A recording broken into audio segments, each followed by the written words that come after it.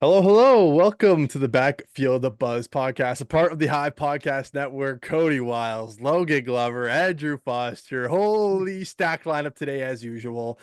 We are keeping you updated all things NFL throughout the entire season. Don't forget to like the video, subscribe if you want to keep updated because I think we do a decent job. I think we do a pretty good job, but Give ourselves a pat on the back. I might be biased, not as much as Glover when it comes to the Ravens, but a little biased in that. Anyways, today, fellas, week two preview fantasy betting. It's consumed us. It's like we don't even have a personality anymore. We don't even talk about other things. Like I just found out people in our friend group had brothers. Like I didn't even know a couple of the fellas had brothers. Uh, so it's football is the only thing that's on my mind. Glover, how are you doing? Doing good. I'm looking for a bounce back week. Last week, I mentioned it didn't go well, and then we've looked at the start sits to do an evaluation so we can keep track of it during the season. And my week one stats just keep getting worse. So I need a bounce back week too, big time. Yeah, we talked a little bit about it last podcast. Bad week for Logan Glover. Bad, just an overall bad Uh, week. Net oh yeah, negative. oh Uh, yeah. Frosty, how are you doing?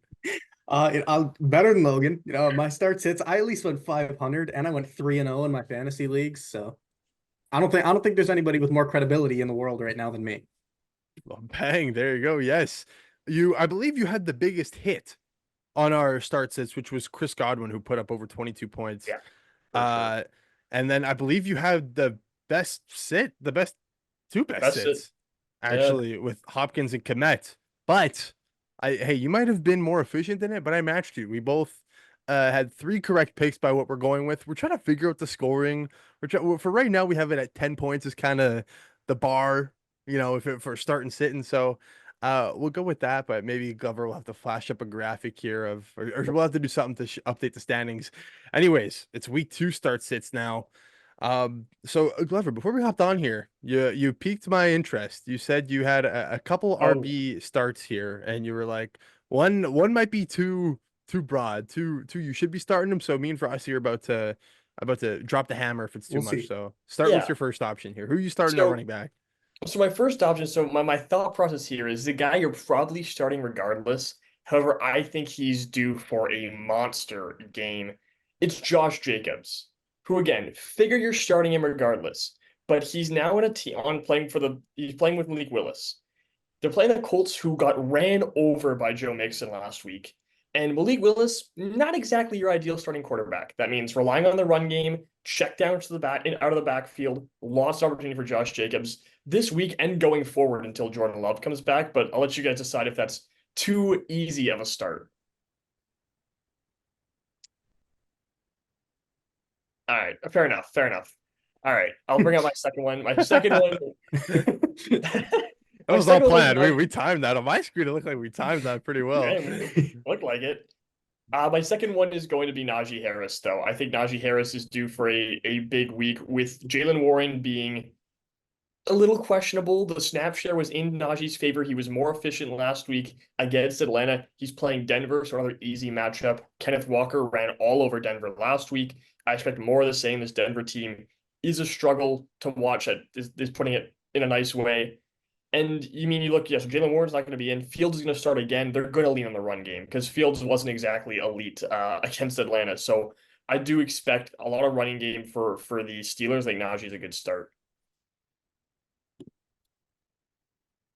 Yeah, I started Najee Harris last week, and Yeah. if he would have found the end zone, it would have looked pretty well. But he still had a good game. They fed him 20 rushes for 70 yards. I thought Harris was all right, so I Yeah. don't mind that. Frosty, do you? We both agree that Jacobs one was a little too broad. You can't be coming on Yeah, here saying let's yeah. start Josh Jacobs, okay? Yeah, Let's. well, he had a rough week last week. I know a lot of people were a little questionable that week last week, but I think he'll be an elite this week. RB1 kind of numbers. Well, we'll see. I do agree with Najee Harris. I almost started him last week, the same as Wiles, and he was like just over a point away from being a success. So if he finds the end zone, like you said, Wiles, he's an easy start, and then you're over 500. So Yeah. I my start for this week is Devin Singletary. Going up against Washington, I don't think this Washington defense can do much right, to be completely honest. We saw the Bucks absolutely carve through the air. We know the Giants aren't going to do that. Danny Dimes is not carving through anybody through the air. So I could see them lean on Devin Singletary a ton in this game, and I think he could get 5-6 yards a carry against this Washington defense. Yeah, I mean, we'll see how the Giants O line holds up because it is a good D line in Washington, but they didn't exactly look very impressive against Tampa Bay. So I see what you're coming from there. Yeah. I'm sticking in the same game as you, Frosty, but I'm going to the other side of the ball. Brian Robinson Jr. gets the Wiles start this week. Aaron Jones had 94 yards and a TD against the Giants, and I know it's supposed to be a talked up Giants front seven. Didn't really show it in week one, and B-Rob was solid last week. 12 carries for 40 yards, one touchdown.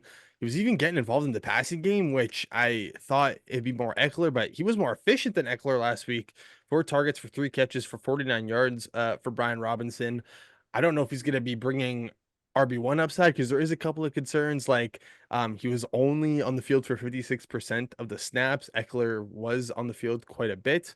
And also that Daniels could take a touchdown away from him or two possibly. So kind of concerns there. I'm not sure if you're going to get RB1 value out of B-Rob this week, but it's the Giants. I think Daniels, as he takes away from maybe touches and touchdowns, it also kind of, when B-Rob does get the touches, helps him a bit more because of defenses have to respect Jaden Daniels' run game a little more.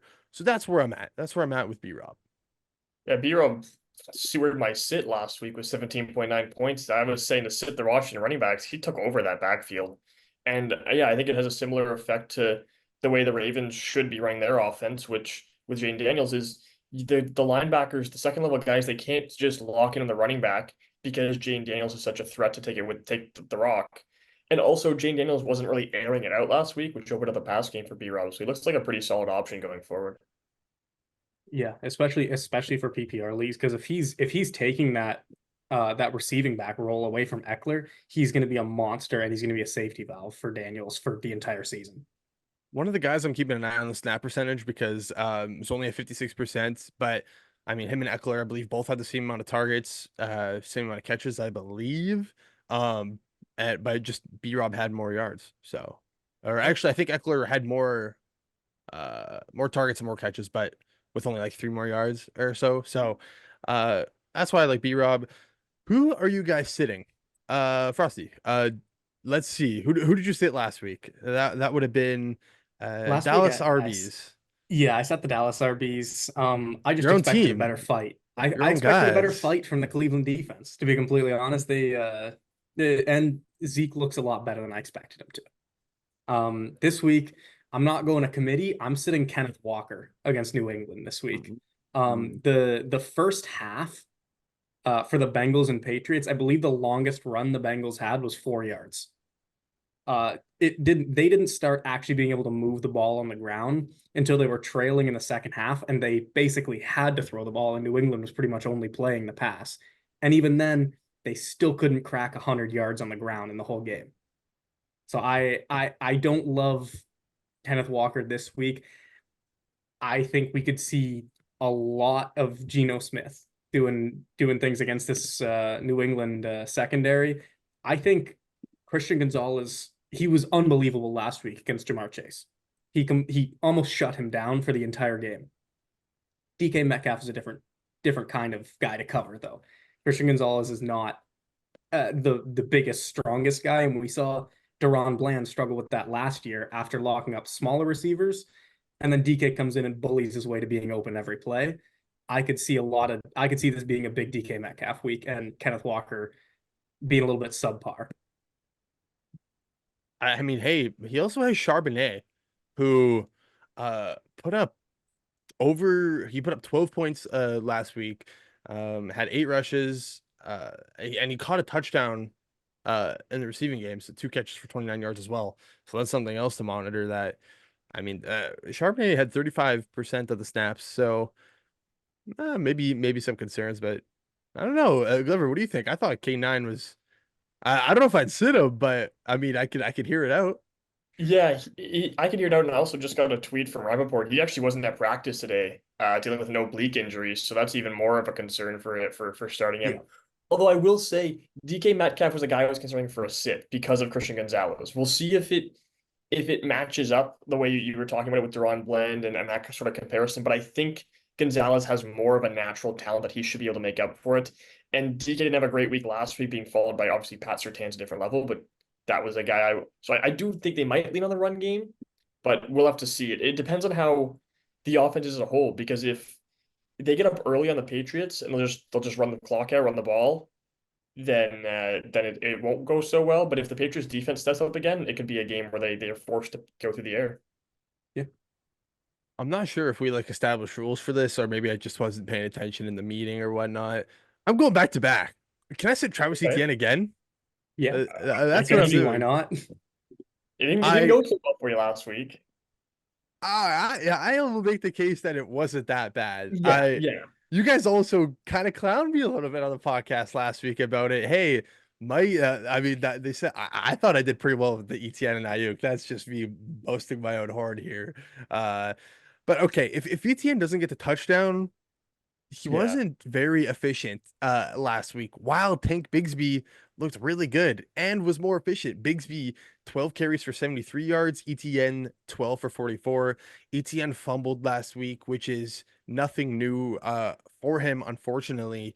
And I made the case last week. Peterson said ETN's workload was going to be down. He was around 80% snaps last year, and this last week he was at 70, so that's been held true. And okay, Dallas's RBs weren't, they were solid last week against this Cleveland Browns front. If it wasn't for the touchdown from Zeke, it would definitely look a lot better. Yeah, 19 carries for 70 yards amongst Dowdle, Ezekiel Elliott, and I think Deuce Vaughn had a carry for like 4 yards. So I like the Browns front in general. Uh, Bigsby is going to take touches. Who knows if Bigsby, it was surprising. I thought Bigsby would get the goal line work or to some degree like he did last year, but ETN was getting the goal line work. I don't know. It's weird in the Jacksonville backfield, especially with that solid Browns front seven. So I don't know. If you have the means to sit him, I don't know, guys. I don't know. Call me crazy again. I mean, I, it wasn't a I think great I've week. learned. Like, you just thought he was rough. It was not looking promising. Although if he hadn't fumbled, he'd have another touchdown, which would have really boosted his numbers. Fair enough, but he didn't. Yeah. And it's not like it's a one-off thing for ETN to No, yeah. be fumbling balls. So uh let's wide receivers. Hey, Wide rec- I gotta get my sit out here. I oh, gotta get sorry. my sit. Yeah, come on. I know I was 0 for 6 last week, but I still gotta get my Yeah, man I see it. Just out. completely. I don't even know why we were going to yeah, but for to keep it even here, but Just why to yeah, not just to take keep a the record. shot? Originally I was going to go with Raheem Mostert, but he's now been labeled out for tomorrow because I just think it's going to be a pass heavy scheme for the Dolphins in a shootout against the Bills. So I'm now switching gears to a running back who I can't sit in a league I have him in because I don't have any other option. But Zamir White, I think I was really high on Zamir White heading into this season, and he was bad last week. He was outsnapped by Alexander Madison. He only played 38% of the snaps and only averaged 3.3 yards a carry. Really did not look good. And that was against an LA Chargers defense, which isn't like it's good, but it's not the level of the Ravens defense is going to be playing this week. Roquan Smith is going to blow him up when he gets to the line of scrimmage. He's in line for a really maybe a worse week. I don't know what kind of workload he's gonna be getting, and the workload is not going to be in promising situations. Yeah, the Alexander Madison situation is really weird to me because it didn't seem like he was going to be getting more than like maybe 25% of the snaps on offense, and he almost equaled Zamir White in touches, I think, last week. So and Madison got the touchdown. Yeah. And if he's going to be taking if Madison's going to be the go-to guy when they're in the red zone, that's going to hurt a lot of Zamir White's value. Yeah, only 38% of the snaps for Zamir White, which was kind of honestly shocking, but Yeah. feeling good because in our dynasty league, I had Madison was just a free agent, and I have Zamir White in the dynasty league, so I handcuffed them, feeling decent about that, I guess. I mean, it's kind of saving Zamir White a little bit.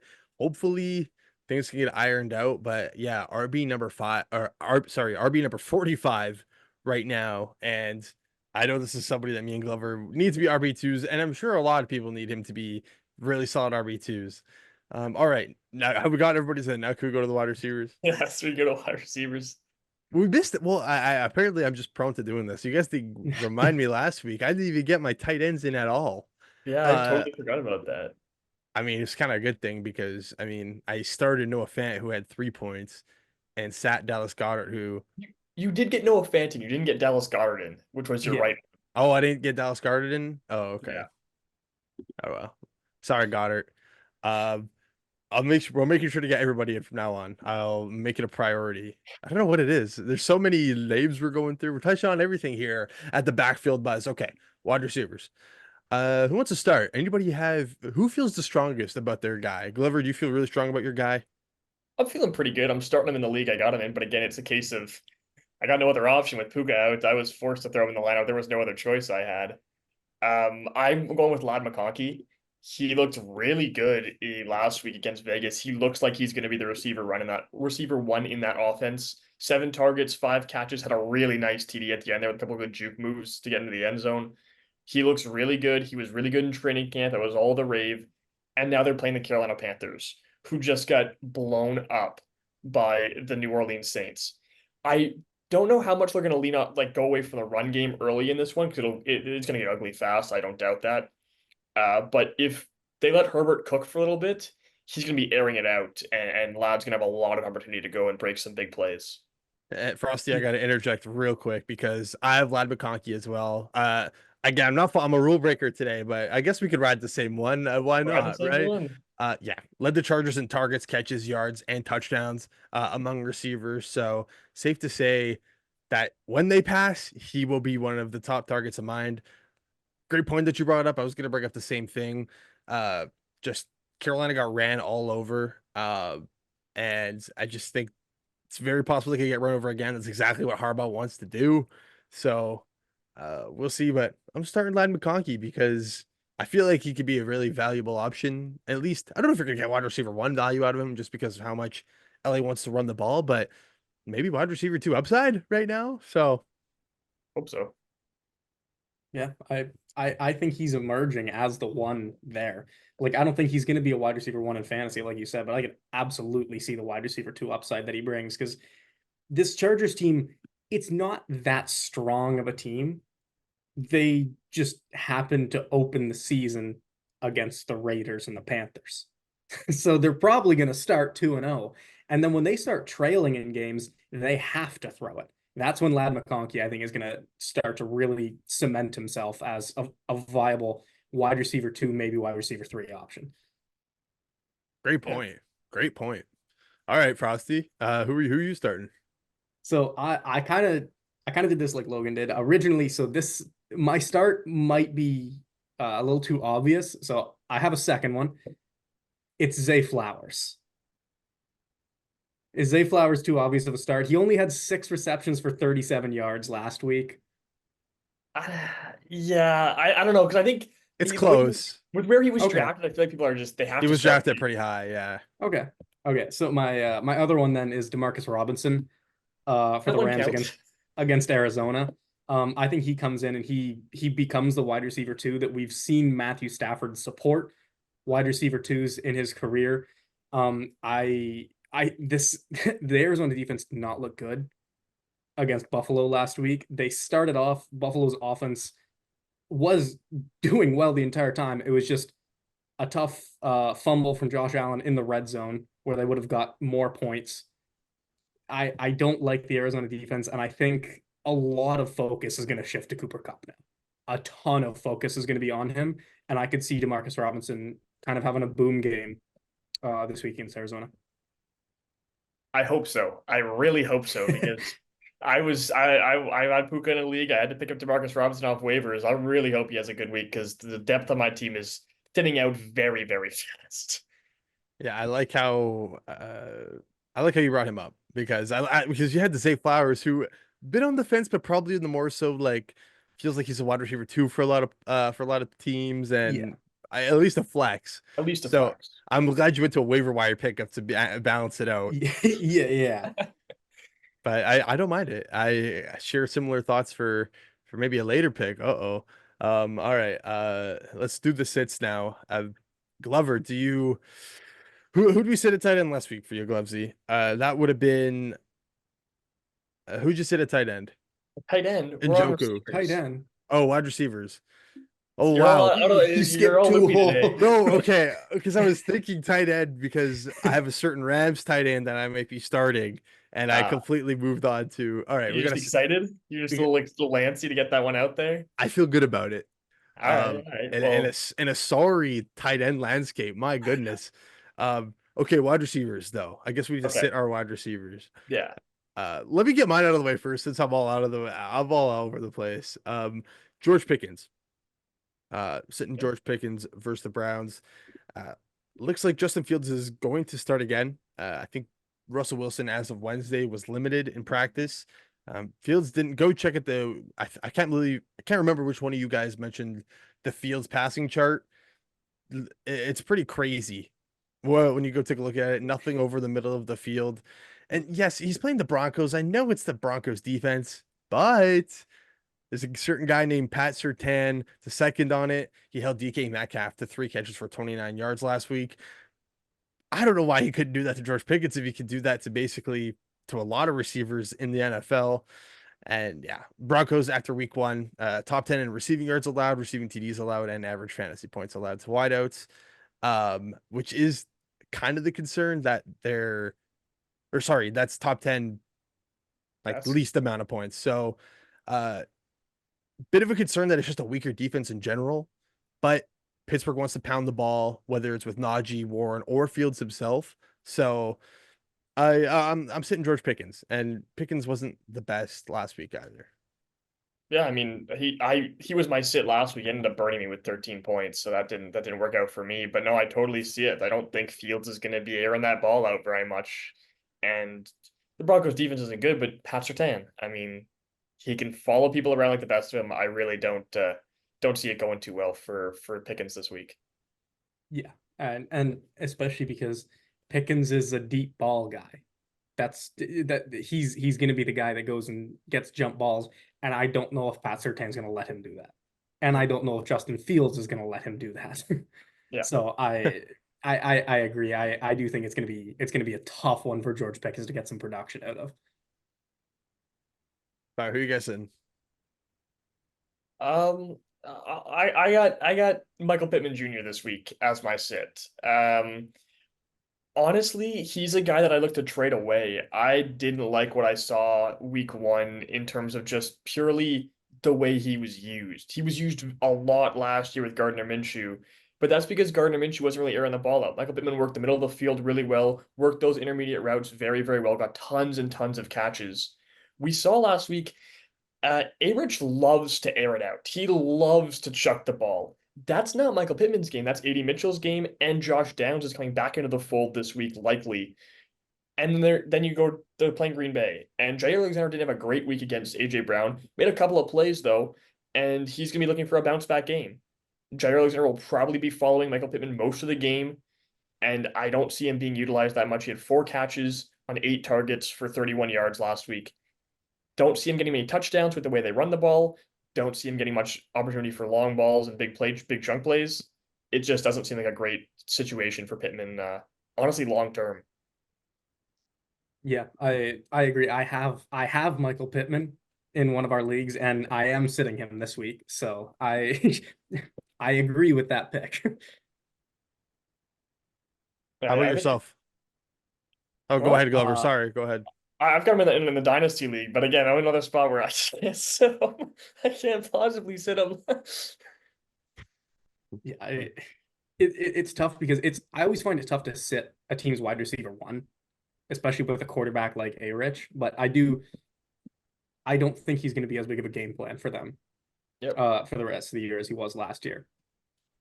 My sit, he's kind of got the same thing going on, but I think it's mostly quarterback play. My sit's Amari Cooper. Mm. Deshaun Watson looked bad. against Dallas. And Amari Cooper did not look much better. He had at least one touchdown just on a little double move that he completely dropped right in front of the end zone. It was one of 5 throws I think that Deshaun Watson made that whole night, and Cooper wasted it and dropped it before the end zone. Jacksonville did a surprisingly decent job containing Miami. I know Tua had the most passing yards, but if they can, they didn't get scored on much in the first half. And the Browns' offense in the first half was also terrible against Dallas. The difference was they didn't get any better in the second half, whereas Miami kind of turned up. If Jacksonville can keep that same intensity going in the second half, I can't really see a reason why Amari Cooper wouldn't struggle to get open in this secondary. And we saw Jerry Jeudy get targeted a lot in that Cleveland offense. I think that also part of the reason why Miami gets a lot harder to guard in that second half is because you just get tired, man. You're chasing around Jalen Waddle and Tyreek Hill all game long. It gets tough on you, especially playing in Miami. It's hot there, and the visitors' bench is not very favorable for visiting teams with the way the stadium's set up. But yeah, I don't trust Amari Cooper at all. Like two catches on 9 targets. Oh my God, Deshaun Watson cannot hit a man to save his life. It is insane. So yeah, I would be sitting Cooper. I like it, Frosty. There is just one thing that kind of scares me. It's the Tyson Campbell injury. Um, Looks like he's gonna be out, and I believe today Peterson didn't rule out an IR stint for Campbell. They're gonna be leaning on rookie Jerry Jones, who entered the game after. Or sorry, it was they're gonna be leaning on Jerry Jones, the rookie, and Monteric Brown, who like I'm not sure. I know it's a Sean Watson, but we'll see what these corners can do. It's a bit of a shaky Jacksonville secondary. Like I know everybody gets beat by the Miami guys in general, but hasn't really been a standout unit the last couple of years anyways. So we'll see. But I mean, yeah, Deshaun Watson. Um, Yeah, this is it's to me, it's more of a sit because of Deshaun Watson than sit because of Amari Cooper. I don't doubt his ability to get more separation against Jacksonville than he did against Dallas, but I don't trust Deshaun Watson to hit any more of the pass. He went 2 for 9 to the guy. Like I just don't trust Deshaun Watson to hit any more of the passes. I think the thing with the Browns is going to be you just can't start any of their receivers until Deshaun Watson proves that they're startable. Like they're all sits until proven otherwise because who knows what you're getting out of Deshaun Watson. And even if he has a great game with like someone, can you trust him to do that again in the next game? I don't know. Like I don't know what we got from Deshaun Watson. What's left in the tank for him at this point? I was like David Njoku's also out for week 2, which is Yeah. also another one. I don't know. I hear you. Like I probably wouldn't start Amari Cooper either. I don't think I am. I think I have him in a league. I don't think I'm going to, but I don't know. The injuries always scare me because you never know, right?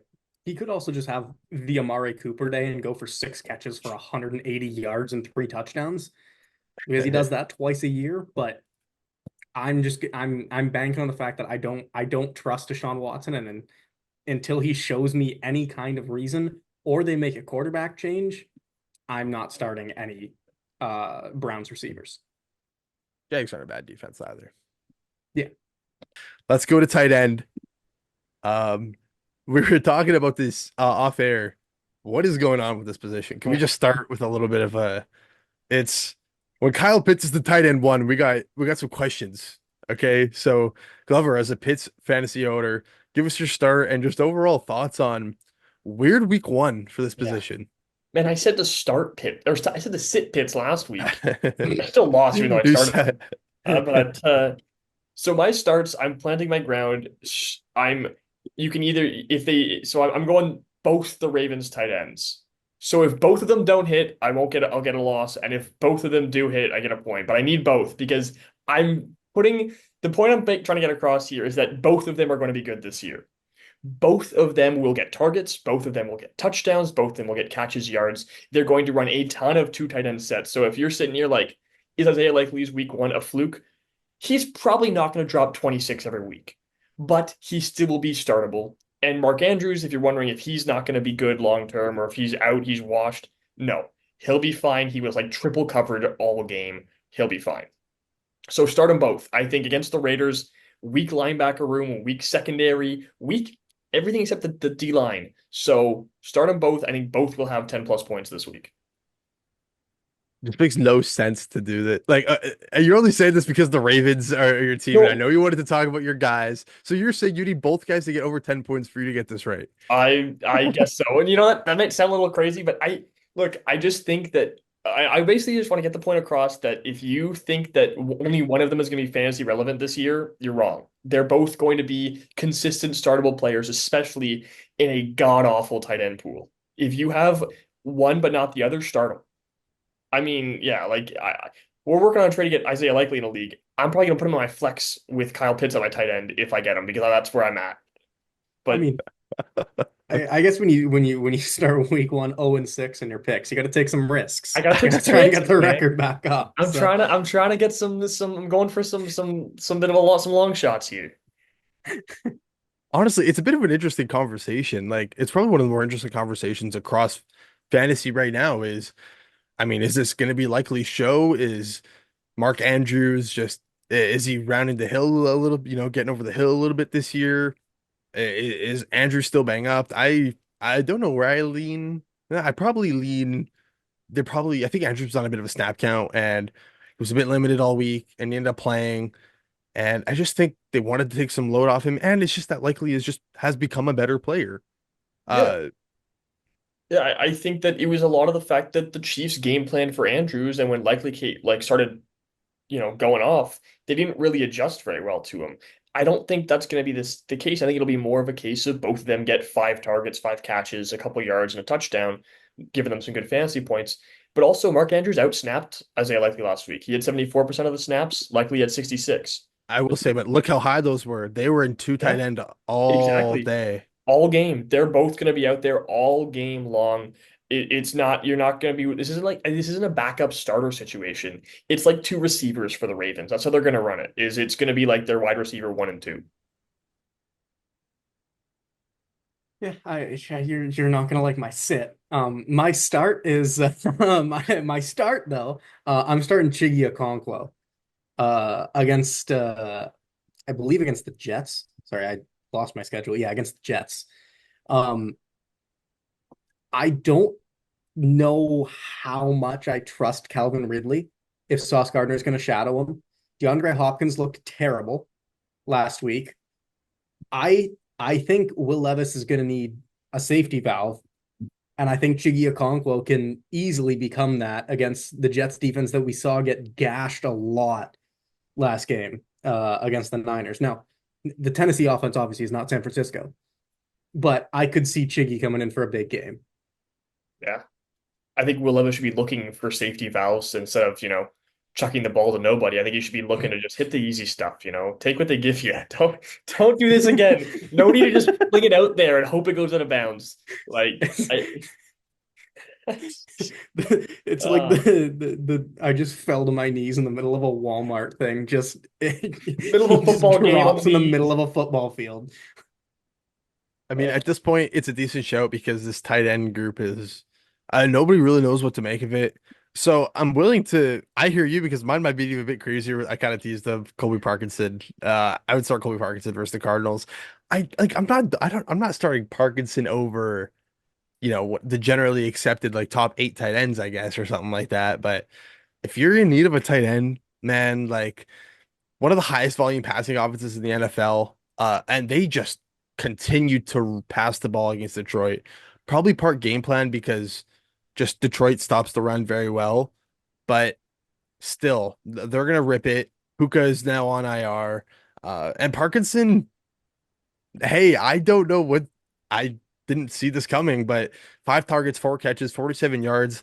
The kicker snap percentage of 88%. He was on the field all night, and I mean, Josh Allen was able to pass all over the Cardinals, even though the tight ends weren't really involved. But maybe it's teasing a bit of my sit. It's because I don't know. He was just spreading the ball around to the receivers. Stafford looked to be looking for Parkinson.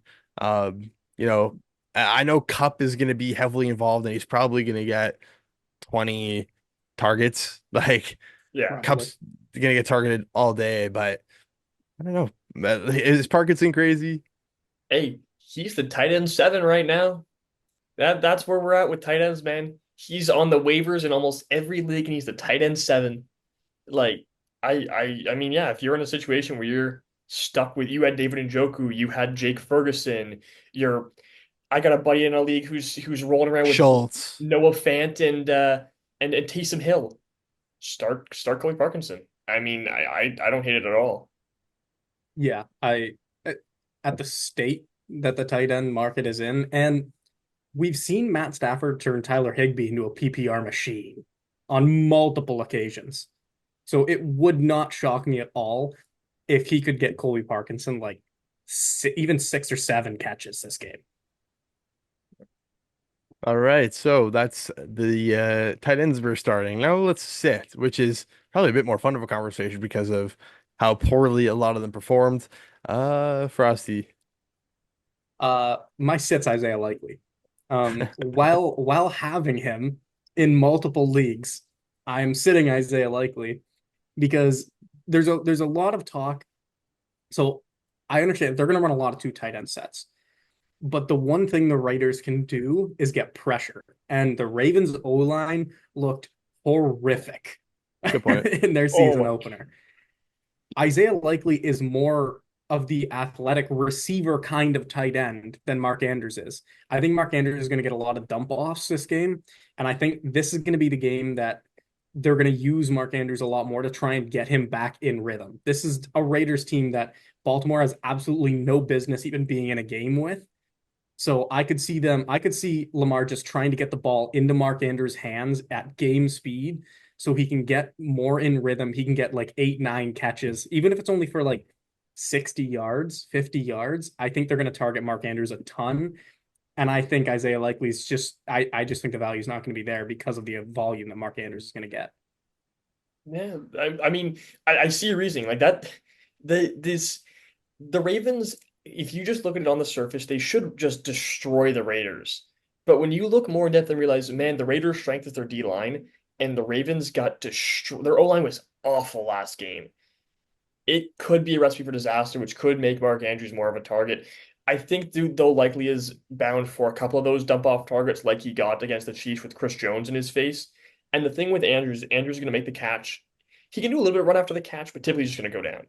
Likely has that chance to catch a 5 yard slant and take it to the house. So that's where I think that if the volume isn't there, I really do think he's a big play threat. Defending for your guys, going to bat. I You've been gotta. going to bat for Likely for 2.5 years now. He's also Basically my since I've start. met you.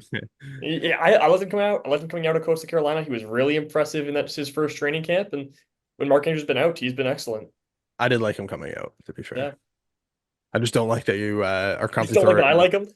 Yeah, basically. I don't like that he's good because he just fell so far, and the Texans needed tight end help for the longest time. And he's everything that I want Brevin Jordan to be, basically. I liked Brevin Jordan. I he don't looked mind good Brevin in Jordan. uh, He finally did something last year. He it wasn't even really a breakout. He didn't really have like crazy numbers, but yeah. Who are you sitting? I'm assuming it's not well, I mean you started both of them, so no, my sit is the guy you're not gonna like. I'm sitting Brock Bowers this week. Uh, I don't know. I wouldn't start anyone on the Raiders this week. I just think it's a terrible matchup. Like you're going against a great defense who didn't hold KC in check, but it's Kansas City and Las Vegas. Big difference. Like I I think Bowers will get a lot of targets, but if he's working in the middle of the field, and if the Ravens use Trenton Simpson instead of Malik Harrison, there won't be very much open in the middle of the field. If Malik Harrison, for some unknown reason, starts this game over Trenton Simpson, then start Brock Bowers because he's going to have 50 points because Malik Harrison is terrible. But if they actually start the better linebacker and they run Roquan Smith and Trenton Simpson, there's not going to be much open in the middle of the field. They should be able to shut down a guy like Brock Bowers. And Travis Kelce, Rashee Rice destroyed them. Travis Kelce did have a great game last week. He was really held in check. The Ravens have obviously put a lot of emphasis on stopping tight ends because of what Travis Kelce has done to them in the past. And I expect more of the same. I mean, expect Kyle Hamilton to come in and give some support there, especially if Devontae Adams isn't getting many targets like he wasn't against the Chargers. I could see them trying to force the ball downfield a little bit more because I think they're going to be down early. Trying to get a guy like Devontae Adams, Jacoby Myers more targets, and that'll get away from Brock Bowers. But I could also see a world where their D line manages to keep it close early on, and the Ravens D line makes Gardner Minshew's life hell, and he's got to just take the dump offs to Brock Bowers. I mean, he had 8 targets Yeah, last week, so I could see a world where I don't think he gets a ton of yards. I think the way that he's going to get his points is going to be he's just going to be a dump off machine. He's just going to be a check down merchant is what's going to happen. I do think that's the real risk there is that he just gets 25 targets because Minshew's just snapping it, oh, go, and just chucking it right to the middle. And he just Yeah. catches half of them and he gets a ton of PPR points. I mean, he's tight end 3. Yeah. 11 That's points. great. 11. He had 6 receptions for 58 yards and no touchdowns. And he's tight end 3. Tight end 3, but overall number 96. So there's 3 tight ends in the top 96 in a PPR 12 team. That's crazy. Yeah. All right. Can I start Jake Moody at tight end? Big points for Moody And last Bruce week. Boswell. Let me get the stack going. All right. I'm sitting Dalton Kincaid versus the Dolphins. What, Glover? I What? need What him, man. I need him to be good. I've got so many of these players on my teams, dude. I mean, are you upset that I'm saying this, or do you disagree with it? I just hope he's good, man. I'm not upset that you're saying it. Well, I'm about to rattle you. I'm about to rattle you All because, right. I mean, Miami held Evan. First off, Miami held Evan Ingram in check last week. 1 catch for 5 yards. That was it from the tight end position from Jacksonville. Overall sloppy, messy game, but uh, and last week, I don't know what was up with Kincaid or just with Josh Allen in general. It was weird how that Buffalo offense was working. Uh, Kincaid and Knox only combined for 4 targets, 2 catches, and 34 yards. And while Kincaid himself only had a catch and 11 yards. And what's scary is I don't know if it was a game plan to spread it around or if they're just trying to figure out who their guy is. 9 other players were targeted for catches last week outside of just Kincaid. So Knox and all these receivers like Mac Hollins was getting work, targets out of the backfield from Cook and Davis. So I don't know what's going on. And Miami was really getting inside ins last week. Maybe Knox steals some of the percentage from Kincaid, even though Kincaid's percentage was pretty high, snap percentage. I don't know. I don't know if you have a replaceable tight end for him, but I think it's everybody's a it's replaceable tight concerning. end right now. It's concerning to me a little bit. Yeah, I can't lie. I saw that stat line as a player, as a person who drafted him in the fifth round and went, oh my God. Because 2.1 fantasy points. But I was looking into it and I'm not overly concerned long term. I think part of it was definitely them just trying to find the receivers that worked in that offense, trying to spread it out and see which was the guy. I think a lot of it also was the Cardinals knew they didn't have a guy in that receiver room, so they went heavy on guarding Kincaid. I saw a couple of clips coming out from the game. He was double covered, triple covered a lot. Like they were just bunching at the middle of the field and not letting him get anything. But the promising thing is 84% of the snaps. The route participation numbers were also pretty good, like on Josh Allen's dropbacks. Typically, Kincaid was out running a route. It was just the Cardinals were not giving him any room. Well, I do think this Miami game is gonna be a shootout. Like I think it's gonna be a high scoring affair with the way the Bills defense looked last week. So I don't know. I think Kincaid, I'm not gonna put crazy expectations on it, but I do think he can be a bounce back candidate this week. I think it's going to take a touchdown. Realistically, I think that's going to be the driving factor, especially in this Bills offense. Is can you guess who's going to get the touchdown that week that Josh Allen throws when he doesn't run for it? Well, that's the point. Josh Allen is just taking away touchdowns in the run game. Like Yeah. get when they're in the red zone, basically, Josh Allen is always a threat to run it in. I Yeah. mean, talk about James Cook fantasy owners where you're probably kind of annoyed at this point. Like Josh Allen had 3 rushing touchdowns last week and was called back for 1. So he only ended up with 2. But man, like you want your tight ends to be working in that area and getting these points, but that's not a thing for Kincaid. He's almost like he'll work the field and get you down, but when he's getting blanketed all game because teams know there's no stud guys in the receiver room, whatever Nick Frias will tell you, it's he's gonna have it's kind of that adjustment in your second year. Oh, now people know about you. They know it's a weaker receiver room. Okay, let's see. Let's put some more attention on you and really pay attention. So we'll see. But he's a talented player, like you said, Glover. So could easily bounce back. I'm just not sure if against Miami, who did pretty well against Evan Yeah, Ingram, who's solid in his own right, fantasy wise. So yeah. all right. Let's get over to the betting. So best bets, records from last week. Frosty missing by a little bit. I missed by a little bit. And Glover starting 1-0 on the year. So you lost all your bets in real life. Didn't put money on this actually, and it you would have hit. Yeah, I put money on Frosty's best bet, and that was the leg that cost me that Packers game.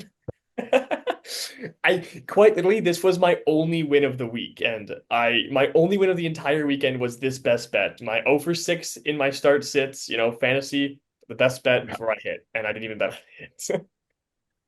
All right, well, hey, you're king over here winning us money. I hope whatever you come with today, you're actually putting money on it. I'll find out for everybody. I'll figure All this right. out. Are you who's your best bet? Who you staking your claim? There's a couple different spreads I like, but the one I'm gonna take that I think is just, I mean, you can't really put it any higher, but Niners minus 6.5 versus the Vikings. They just to beat the Vikings by a touchdown? Okay. Like they beat the Jets by like 3. I'm not worried about that seems really, really easy to hit on because the Niners offense looked electric. And if they get CMC back, even more dangerous. Ayuk gets another full week of practice to kind of try and get himself back into mid-season form or where he should have been at the start of the year if he was at training camp, which he should have been at. But the Niners will be better, and that defense looked really good. And again, Sam Darnold looked real good against the Giants, but I think that it's going to be a little tougher sledding against the Niners here. And if Jordan Addison's out, really you can just put Ward on Jefferson to try and limit him. Not a whole lot of other options to look at. I really do think that the Niners are just going to blow the Vikings out of the water. Yeah, that I was going back and forth between the one that I did pick and that one because I could honestly see both of them. I could see that doubling that spread Yeah. easily without any problems at all. Yep. How high would you tease it up to? Like, what would you? If I could bet an alt spread, I'd go 13 and a half. I think that like if you're looking for just like a reasonable like a spread that you could actually just put as the regular spread, it should be at least 9.5, 10.5. Like if you don't expect the Niners to beat the Vikings by 2 scores, that's crazy to me. Uh, I would say like an actual reasonable would be 8.5.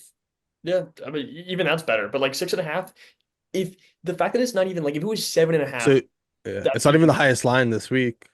yeah, there's a couple big ones.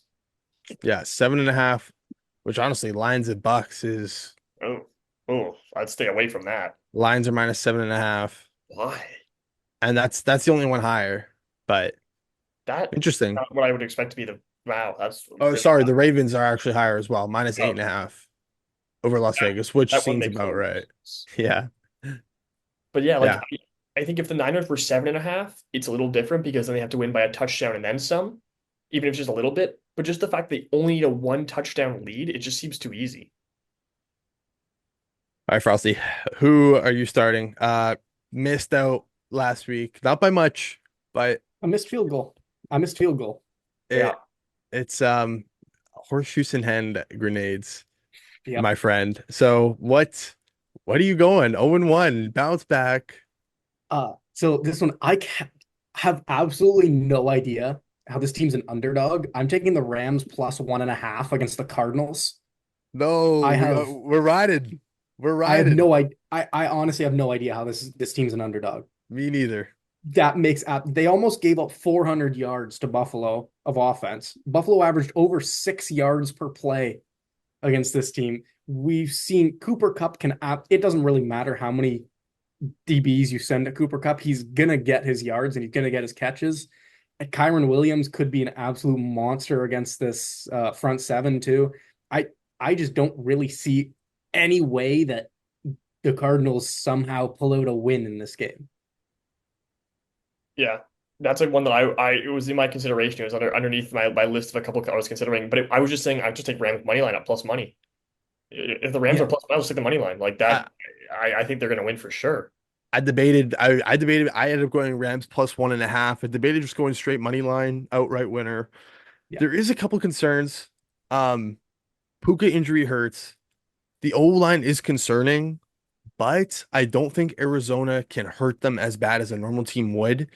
Uh, at those spots, like just I think a more replaceable receiver can come in and be all right against the secondary. And I don't think the D line has anything to really be scared of. Their starting D tackle, Roy Lopez, was cut from Houston last year, and in what was considered one of the weaker position groups of the team.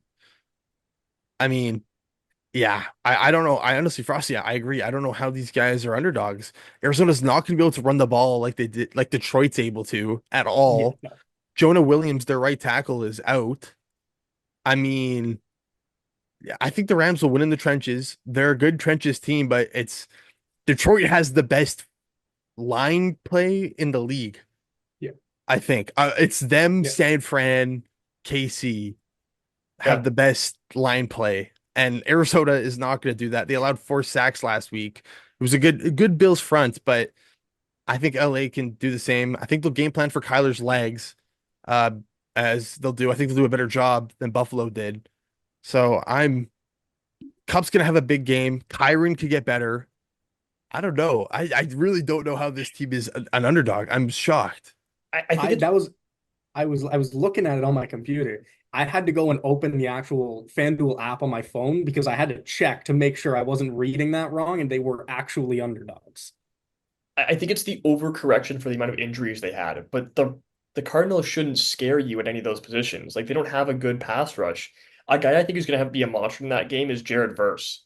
He was really good against the Lions. He had a sack, four A sack. tackle Yeah. for loss, and two QB hits. He's fast and he hits like a truck. I think it was Montgomery had it. He just lowered the shoulder and like body checked him and knocked him on his ass. It Yeah. was insane. And if they were able to stop the run, Oh yeah. the defense comes out. I mean, the defense played super solid, to be honest. Like they took away St. Brown all day. They limited Laporta. Jameson kind of used his speed and got away from them, but considering they got ran over, but like if they were able to stop the run, which Arizona's not going to be able to do what Detroit did. So And yeah, I mean the Bills defense was able to limit Marvin Harrison Jr. I think the Rams defense should have like they limited Amon-Ra St. Brown.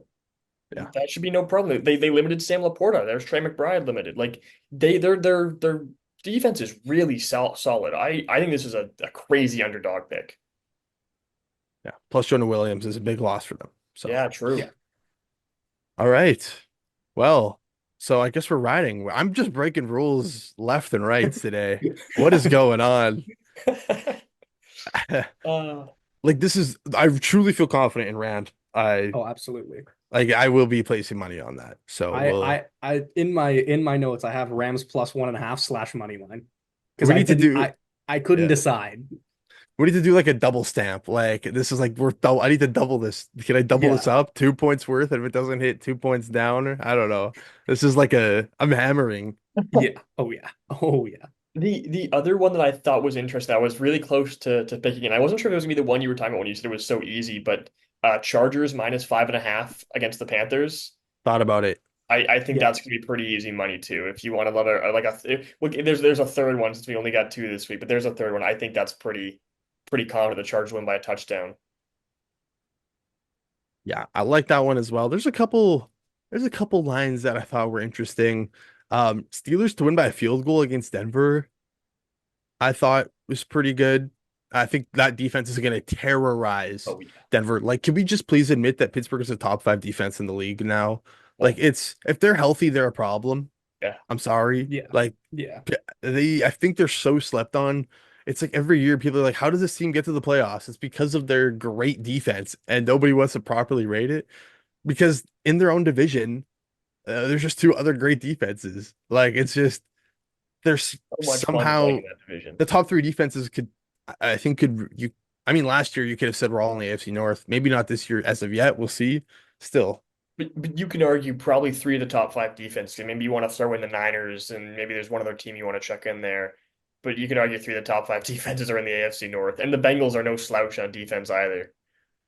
Yeah, oh well, we can get this Cincinnati. I mean, they're plus 5.5 against the Chiefs, which is, I mean, you would Stabilizing. think the Chiefs line would be higher, but maybe they're just, I don't know. Burrow Maybe, does play well against the Chiefs. He tends to be the guy who can beat them, but he looked bad, and the wrist is acting up. The wrist is not fully healthy. There's no way it is with the way he was shaking that thing out on the sideline. He was constantly couldn't hold the wall. Like he was, I don't know. Burrow might not be fully healthy, and the Bengals are known to fib a little bit on those wrist injury reports. and Higgins in practice today. Higgins in Yeah. practice, and Burrow's just not the same guy when he doesn't have two All-Pro receivers. You just can't get it done. This guy, I shouldn't even have brought up the Bengals, man. This guy's been like every second day. It's like, yo, Bengals Twitter is just there, or Oh, Ravens Twitter is just all over Bengals Twitter. hilarious. Hey, I'm getting the Texas Twitter has been so fun, bro. It's you got to experience a loss, and then you got to, like you said, like you took the loss, and it's just hate all over the place, and what went wrong, and this and that. At least the Bengals made you get Yeah, better through the, it. the hate went away real quick because that's where it was coming from. A win is so great. I also thought about Texans minus 6.5, honestly, With the but way the Bears looked. I mean, I know you guys are both out in our survivor pool, so I don't feel like I want to bring it up, but a lot of interesting survivor pool picks for people out there who are still alive in week two. A lot of interesting matchups. Like you could tail the Panthers. That's why when you brought up the Chargers, I was like, Yeah, yeah, that's not a bad bet. I mean, Seahawks or Patriots. I mean, to be fair, I bet against the Patriots in week one, but maybe it'll work. It would work out With this a time. I lot mean, better team than the Seahawks. yeah, Niners over the Vikings. I mean, like there's a lot of solid picks this week. It'd be a shame. It'd be real nice if I could, I Ravens. wonder how far I would have gotten in that survivor pool if I just picked the team that was playing against the Panthers every week. Start doing it. Keep track of it. Like, like, Keep track of it.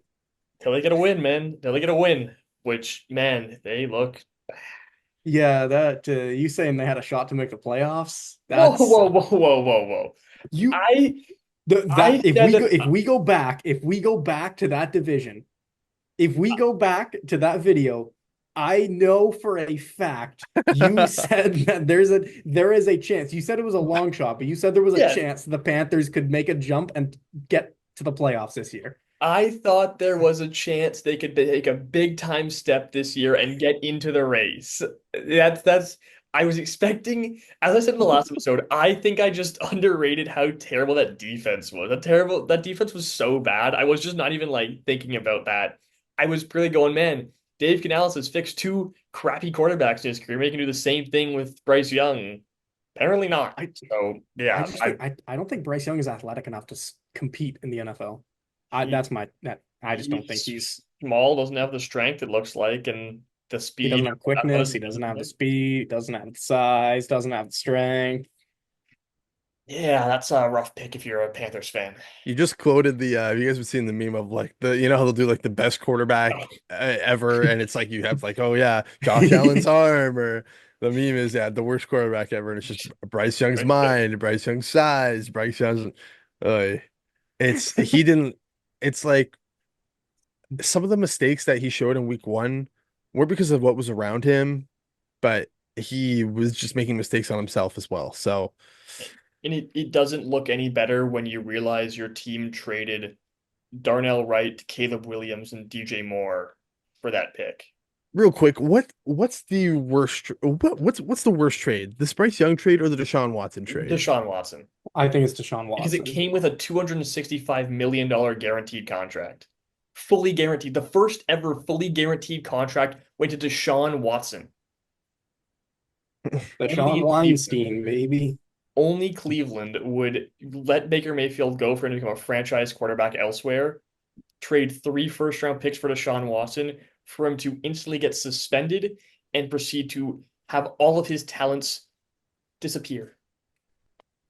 Somebody like the Monstars came and just took away all like I get like he was bound to be bad when he first came back. Yeah. That was bound to happen.